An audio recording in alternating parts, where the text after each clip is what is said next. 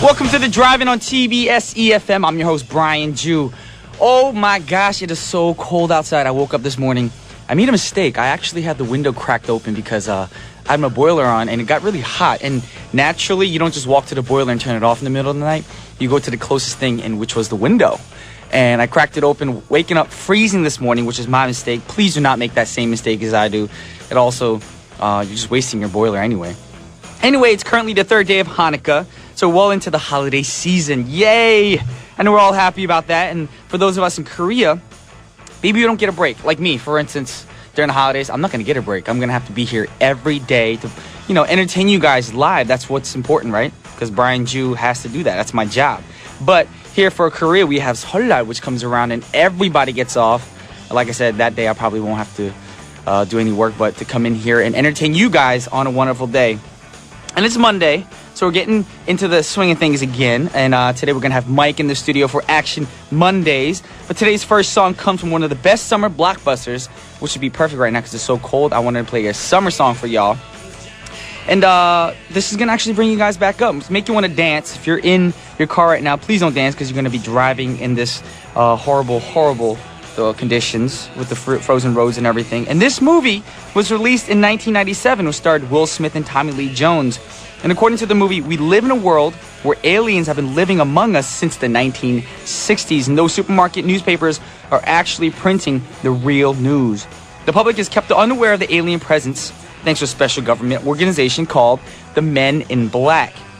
In the first Men in Black film, Tommy Lee Jones' character, Agent K, recruits James Edwards, played by Will Smith, to be Agent J, his new partner, of course. And together they need to take down an alien invader and save the planet, which is typical for any alien movie, I guess.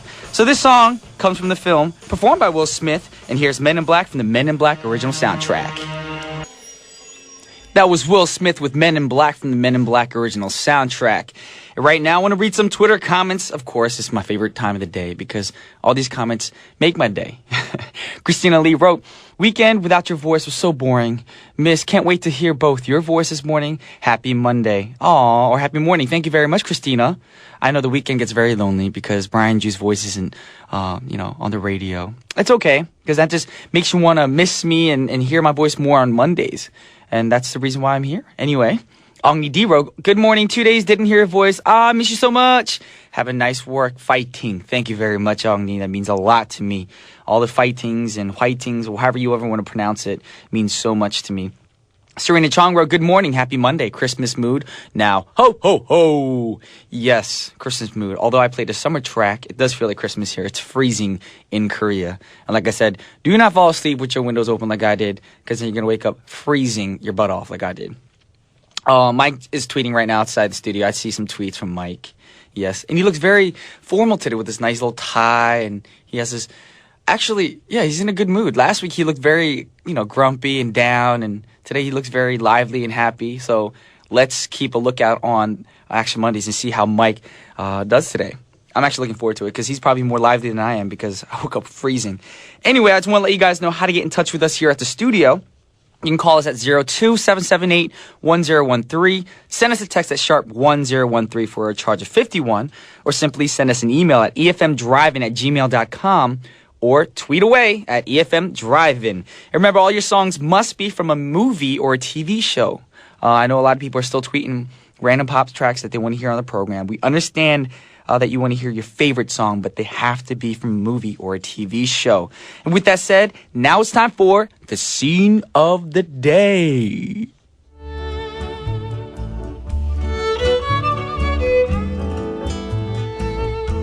Today's scene of the day comes from a movie released in the year 2000 that was based on a 1966 Christmas special that was based on a 1957 children's book by one of the greatest children's book authors of all time. I know that's pretty confusing, too much information all at once. Well, the story special movie that I'm talking about is called How the Grinch Stole Christmas. And the 2000 year movie version starred the one and only the funny man Jim Carrey as the Grinch. And the Grinch is a grumpy old mean person who lives just outside of Whoville.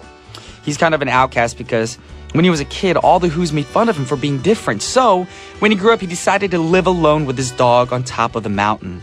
But every Christmas, he'd hear the Who's singing and dancing together on Christmas, and it made him really angry and upset. Well, this Christmas, he decides to go to do something about it. Let's hear a scene where the Grinch goes into town and explains to the Who's why he hates Christmas so much.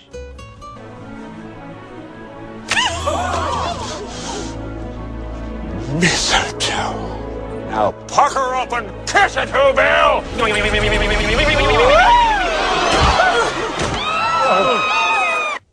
Man, what a mean person.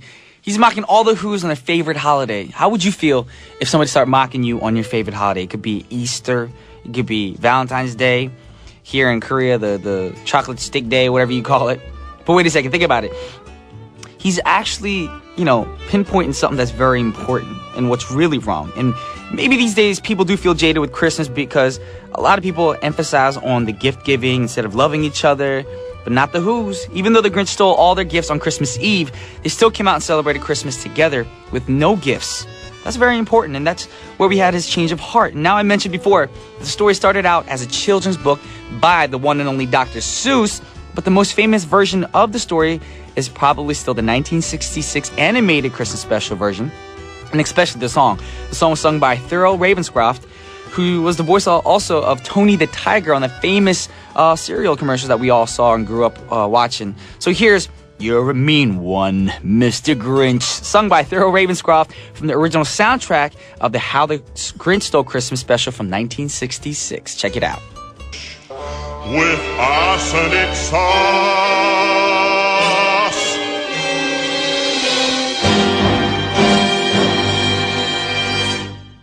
Once again, that was Thurl Ravenscroft with You're a Mean One, Mr. Grinch from the How the Grinch Stole Christmas special from 1966. Those last lyrics are pretty gruesome. Arsenic sauce? That's disgusting. Yes. Anyways, it's Monday, which means Action Mondays with your man Mike J, who will be in the studio pretty soon with his punchometer. I know he looks forward to doing his punchometer. I don't know about you guys, but that's my favorite meter that he's ever brought to the studio because he's had some freaky, deaky, nasty, weird sounds in the past. But punchometer is probably the best rating system that he's actually brought to the studio. But that's after intermission, so you guys have to stick around for that. And he's going to have a great, great action film for you guys today. But right now, I want to play a song request for you guys. And this song request comes from Sue. And I think this is a movie we talked about a lot here in the drive-in, and the film is from the 1993 movie that starred Tom Hanks and Meg Ryan. So obviously, if those two names pop up, you know which film I'm talking about. It's Sleepless in Seattle. Yes. I know we played several different songs from this film, but we never played this one yet. So this is a new song that we haven't played here in the drive-in, and I think it's the mark of a truly great soundtrack when one film gets requested on the drive-in more than 3 times already for all different songs. That's amazing. And the soundtrack has to be the best soundtrack, one of the best soundtracks I enjoy listening to from beginning to end. And a lot of the songs on the soundtrack are sung by Nat King Cole, Louis Armstrong, Carly Simon, Celine Dion, and the list just goes on and on and on. But the song we're going to listen to today is from a very famous and very talented man. He's an actor, but a lot of people don't know of him as a singer, but he's also a very talented singer as well. This is Harry Connick Jr., and it's called A Wink and a Smile, requested by Sue from the Sleepless in Seattle soundtrack. That was Harry Connick Jr. with A Wink and a Smile from the Sleepless in Seattle soundtrack. Now, I thought about that. Could a wink and a frown go together? Maybe. If you're in a bad mood with somebody you care about, still you don't have to smile, you can frown. Yeah, that's off topic. Anyways, I want to read some Twitter comments for you guys right now. Christina wrote, request for Ebenezer Scrooge from the Muppets Christmas Carol. Lots of love from Malaysia. Well, we'll keep that in mind, and we'll play the song for you hopefully before Christmas because it is a Christmas song. And we have another song request right now. You know, over the past few months, we've been talking about the release of Skyfall. We've been talking about a lot of the James Bond movies and all the franchises, but we can't neglect the other spy movies that are out there. For instance, Mission Impossible. Well, actually, Mission Impossible was a TV series first, but in 1996, the film series began starring Tom Cruise. Now, I don't want to say that the Mission Impossible films were better than the Bond films, but you can't lie. Some of the Mission Impossible films were better than Bond films, and some Bond films were better than Mission Impossible films. So, right now, we're going to play this song for you. This is actually the theme song for Mission Impossible, which everybody knows. Even if you haven't seen this movie, as soon as you hear it, you're going to be like, oh, I know this song. So this is requested from Jade Yam, and this is the Mission Impossible theme song. Check it out.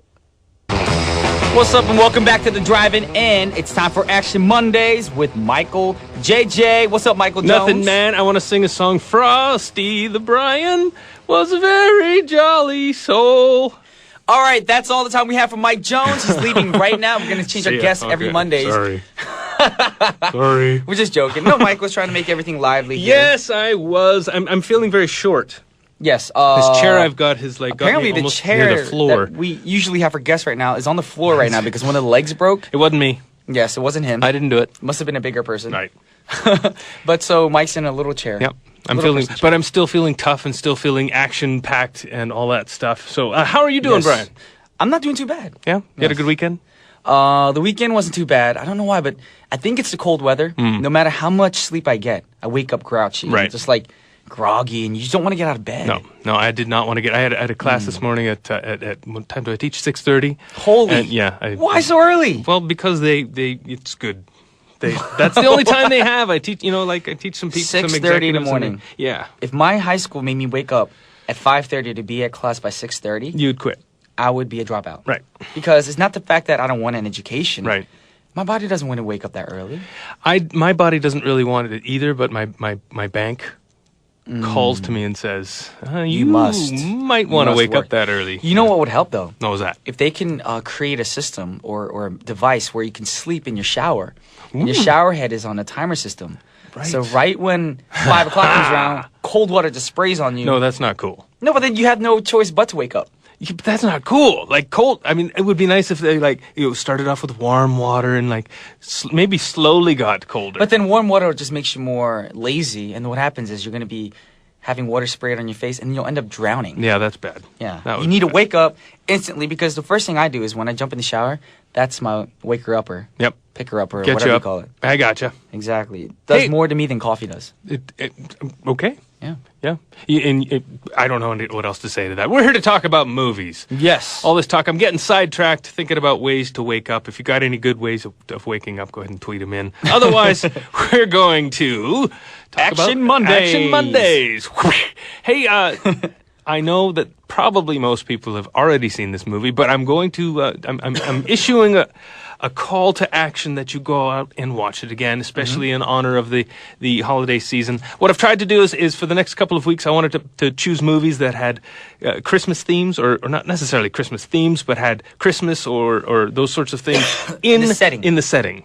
Okay. And it's not I'm not trying to offend anybody by talking about Christmas. It's just part of the holiday season, and I wanted to throw it in there. So one of the movies that I chose for this week is Lethal Weapon. Ooh, that's a good movie. It's a fantastic movie. Great movie. I was looking at this movie. I watched it again, and I had to do a little bit of searching on it. And it came out in 1987.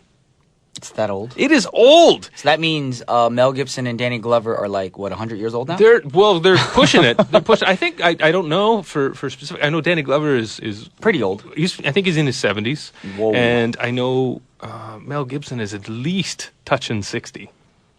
Mel Gibson's 60? Yeah, I believe so. Yeah. Actually, for his age, he looks good then. He looks still pretty good. Yes, Yep. He looks younger than his actual age. He's a bit grumpy, but yeah, he looks good. Is he? He does. He's gotten into some trouble over the last couple of years for some comments that he made, and apparently he might drink a little bit too much.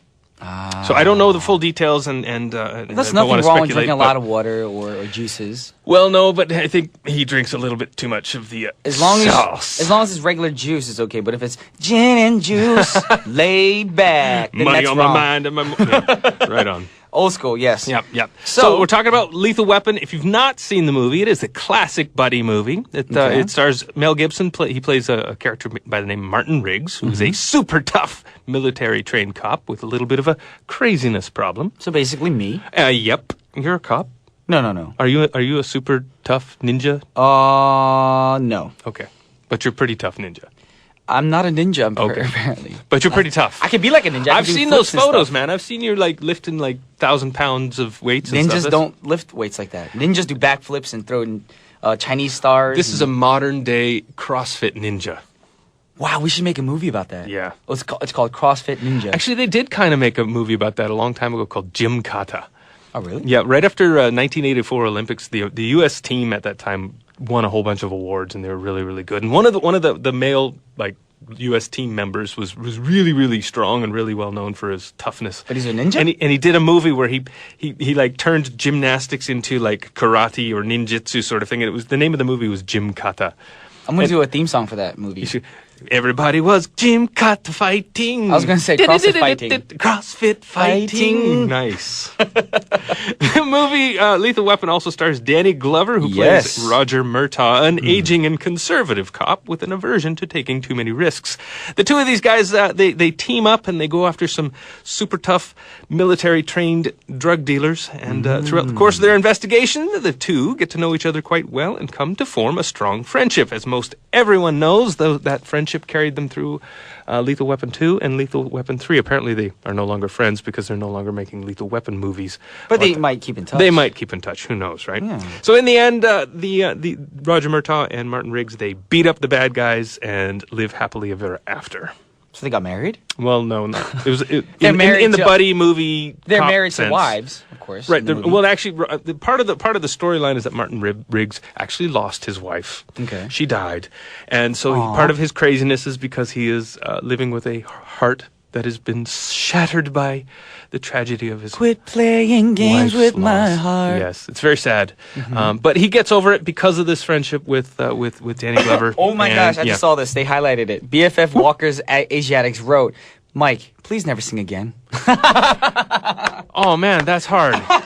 Oh, that's tough. Oh man. Okay, well, fair enough. Don't be mean. Mike's just trying. You know what? I'm just for you. I'm totally going to sing again. I'm going to come up with a really good Christmas song or some sort of thing, and I'm going to sing next week just for you, buddy. Yeah. And then you'll have to listen. For Mr. BFF Walker Asiatics. Yes. Crazy addict. I see it over there. Yes. Anyway, I hope you're having a good day. Let's keep talking about the movie. Yes. As I said, it stars Mel Gibson, who's, of course, most listeners know from movies. Have you ever seen Mad Max? The original Mad Max? Mad Max. The only thing I'm thinking about is Mad Men. No, this is different. Mad Max.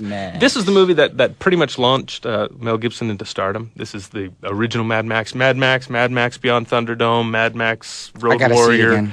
It's old stuff. It's really good. We'll talk more about it after the break because I think we got a song, don't we, Brian? From the movie. We do. Yes. Ooh, good song. And this is Bobby Helms singing Jingle Bell Rock. Rock. That's the jingle bell. That's the jingle bell. That's the jingle bell rock.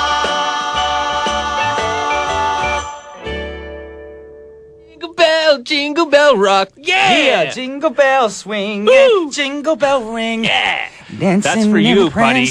all of the night. I got the lyrics wrong. You're better though, man. What's up with that? What was better? Oh, I guess it probably has something to do with the fact that you're a professional. No. Yeah. It doesn't matter what you do for a living. I'm gonna totally work on You just have to love the music. This guy has changed and altered my perception. I am gonna go and start. I'm gonna go to the Brian Jew School of Music and learn how to sing. That exists? I thought it did. Oh man, it should. Well, I'll keep that in mind and hopefully make one in the future. Just for you, Mike. Hey, I just got a text. Check it here. My friend Robin Kim said, "Keep singing. I enjoy it," and she put a big smiley face on it. Thanks, well, Robin. Robin Kim, thanks for listening. And I'm sorry to say this, but you need to get your ears checked. Hopefully, I'll get to meet you one day. No, you seem like a cool person. I like people who are funny and can text friends and morning like this. And Robin's very cool. So thanks for listening, Robin. Thanks for listening, Robin. Yep. And thanks for listening to Biz Addict Guy. What was his name? BFFJ Walker's Asiatic. Yes, him. Yes. That guy. It could be my she. arch nemesis. It could be a she, too, so we don't know if it's a he or she. Yes, okay. Anyway. Oh, did you hear what she wrote? Oh, what did he say? Okay, I'll just mute it then. I'm a girl, by the way. Fantastic. Please don't mute it. Please don't mute it. I'll do my best not to sing. Mute it when he sings as and much. unmute it when I start singing. Oh, man, this is tough. This is a fun Monday. This is a fun Monday. Yes. Shall we keep talking about the movie or shall we talk about other things? Or whatever you want to talk about because right now you're in the grouchy place. I'm good. Get yourself out of that dark place. I'm feeling good. I'm over my resentment and I'm ready to move on. There's a place in your heart, and I know that it is love. That's what Michael Jackson would say to you. Nice. Yes. What is I can't remember that song. It's black. World. It's white. You know it. Ow! That's okay. Oh, anyway, gosh. The movie. Now I'm going to mute my headphones. The movie has. It also stars Danny Glover, who showed in, of course, he showed up in the other Lethal Weapon films, and he did a Steven Spielberg movie, actually probably one of his greatest roles. He played a mean, drunken kind of jerk in the movie The Color Purple with Whoopi Goldberg, which, if you've not seen it, Brian, and you like movies that have like deep meaning, it's a really good film. I feel like I've seen this movie, but I don't remember the storyline. It's actually it's considerably old. Danny Glover was quite young in it. Okay. And Whoopi Goldberg was also quite young in it. It's a really good film. Anyway, in fact, Danny Glover's been in 138 movies. He's one of these actors that you see all the time, but probably don't even notice it. I don't think I even have 138 songs out. You've got a goal. Actually, no, I think I do, because I have 9 albums as a group. Okay. Then 9 albums? Yes. My goodness. 3 albums as a solo artist, and then there's featuring tracks that I've done with other artists and on their albums. So if it's 10 tracks per album, that's right there, 90 tracks. Right. But there's more than 10 tracks sometimes. So I'm close to 138 for songs. Dang, man. And that's why people ask me, like, impressive. why do you forget your lyrics? You try singing 138 songs to see if you can remember all your lyrics. Okay, man. Have you ever forgot a lyric in the middle of a concert? Of course, we all do. Like, you're like, yes, you live, watermelon. Actually, I have a tendency to throw the mic out to the audience. Not throw the mic, but you're like singing like, I fall into something real. You sing! I can't remember the next line. So that is that the like norm for I mean, for I things guess in the every music artist industry? has a different way of doing it, but I don't quite do it all the time. When I say you sing, doesn't mean I don't know all my lyrics. Sometimes I want the crowd's participation, but I know I went to a show here in Korea, 21 Pilots. They're underground like rock / electronic group. They have a DJ and there's a 2-man show, and the guy was singing a Jason Mraz song. And he forgot the lyrics. Most people, if you get the lyrics, you just hum or just smile. Like he actually admitted on stage. He was like, don't know the words, and he sang it into the song, which is pretty cool. Right. Because it shows that he's only human. Yep. We all make mistakes. Yep, absolutely. Yes. Absolutely. Actually, Brian Adams, I went to a Brian Adams concert, and Brian Adams did the same thing. He did an acoustic concert in like Vancouver, and he's playing. He's like, I can't remember my own darn song. Everyone does that, It was though. quite funny. Anyway, yes. There's actually something I wanted to mention about that, but I think I've just forgotten about it. You had a brain fart. Yeah, I did. Your brain just went... Yeah. Yes. No, it was really funny. Oh, I hate it when that happens. I know Just you're talking everybody about. start laughing because it was really funny. The thing that I was thinking about in theory. Don't worry, listeners. We will change our guest next week. Oh, So come I'm just on joking. now. I another chance. I'm the only human. You're the only human. No, I am only human. Oh, that was like, you're the only... So you're trying to say we're like cyborgs? Moving on. The movie also has a great bad guy, Gary Busey. I don't know if you know. He's been in a lot of films. He's been in a lot of films. He's also been in a lot of trouble with narcotics and whatnot, which is too bad because I actually think he played Buddy Holly in the movie about the life of Buddy Holly. Ooh, wee, ooh, I look just like Buddy Holly. Buddy Holly doesn't sing that song. I know. But yeah. But I know that song. Do you know a Buddy Holly song? No, I don't. Maybe, baby, I got you. All right, all you listeners, turn your mics on to mute or Right. your speakers on to mute right now. There's a couple of reasons that people should watch this film. Number one, there's some great action scenes, especially for a 1987 movie. I mean, to go back and to watch it, you think, it's a little bit, it's old, it's outdated. But if you can go back with that eye of like, wow, this movie actually is kind of the spark that motivated and inspired new movies, like movies that The you other see buddy today. cop movies, Yeah, yes. other buddy cop movies. This movie, it's really quite fun to watch because there is quite a bit of action in it. It's got a decent storyline, and it also has one of the best fight scenes, one of the top 10 all-time fight scenes in a movie. According Is that to your some opinion, website, or- no, according Okay. to many websites, it's one of the top 10. Yes, the fight between Martin Riggs and Joshua, the bad guy, played by Gary Busey, is fantastic. And in fact, it has one of the best fight invitations ever said in a movie. Martin Riggs looks at Joshua and goes, "How about it? You want a shot at the title?" And it was brilliant, man. It inspires me right now. It's I gotta so tough. rewatch this movie. I Very forget those cool. lines. And there's also some really good. There's a great lighter scene. in the lighter? film. A lighter. Like lighting a cigarette lighter? No. For example, Joshua, it's kind of character development for this bad guy, Joshua, played by Gary Busey, and one of his leader lights a lighter, like a cigarette lighter, and says, "Hold up your hand." And so Gary Busey holds up his arm over the lighter and, endures the pain of while this lighter is burning his flesh. And, that's just crazy. It's a bit crazy, but nice. it absolutely established, the kind of character that this guy was, and it's hardcore. It's great. It's a great scene. It's kind of like, oh God, it makes me cringe. Okay.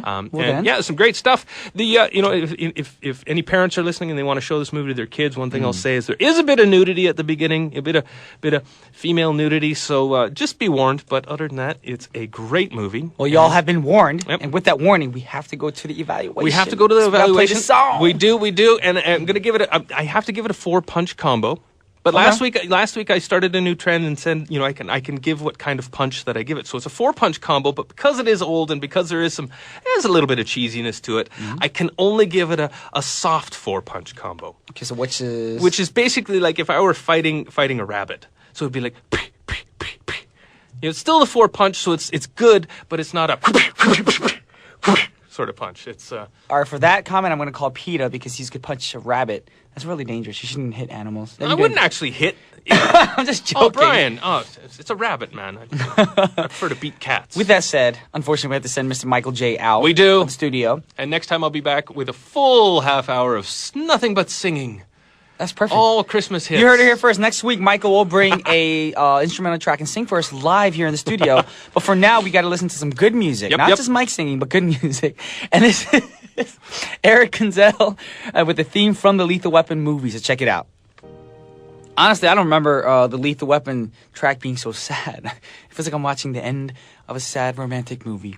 Anyways, I got some Twitter comments for you guys right now. Claire wrote, Michael, love your Mondays session. Your diligence, you seem well prepped all the time. Like your sound effects and evil laughs. Yes, we here at the Drive and love Mike on Mondays because he makes everything so lively. So stick around next Monday because Mike will be singing a song for you guys. Jokes. Only jokes because I know what you guys are going to do. You're going to put your radios on mute. And you can't do that. You got to listen to our program. Also, we have one from Flying With My Wings. Don't, I'm only human. Oh.